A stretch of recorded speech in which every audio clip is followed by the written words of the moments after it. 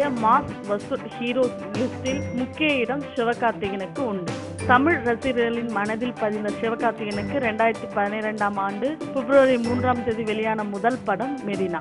டிவியில் பார்த்து பழகிய முகம் என்பதால் அறிமுக நடிகர் என்ற இடத்தை தாண்டி எல்லோரையும் எளிதில் கவர்ந்தார். தொடர்ந்து மார்ச் 30, 2012 அன்று தனுஷுடன் நகைச்சுவை நடிகராக அவர் நடித்திருந்த ஸ்ரீ வெளியானது.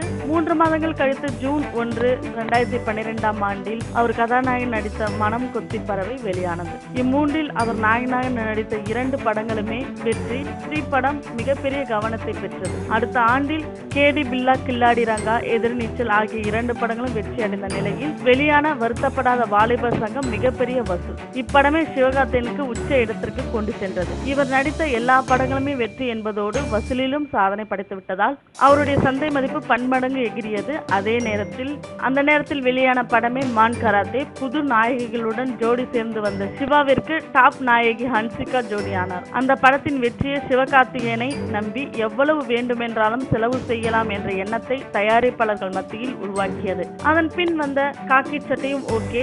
அண்மையில் வந்த ரஜினி முருகன் அவருடைய முந்தைய படங்களின் வசூலை எல்லாம் தாண்டி சிவாவை ஸ்டார் பக்கத்திற்கு நகர்த்தியிருக்கிறது. இதை தவிர திரைத்துறைக்கு வந்து 4 ஆண்டுகள் முழுமையடையும் நேரத்தில் அவர் 8 வெற்றி படங்களின் கதாநாயகன் ஆகிவிட்டார். இனி புது இயக்குனர் பாக்கியராஜ் கண்ணன் இயக்கத்தில் நடிக்கும் படம், மோகன்ராஜ் இயக்கத்தில் ஒரு படம், இன்று நேற்று நாளை ரவிக்குமார் இயக்கத்தில் ஒரு படம் ஆகிய 3 படங்களை கைவசம் கெட்டியாக வைத்திருக்கிறார் சிவகார்த்திகேயன். முன்னணி நடிகர்களை தாண்டி டிஆர்பி ரேட்டிங்கிலும் தொலைக்காட்சியில் இவர் தான் டாப் என்று சொல்லப்படுகிறது.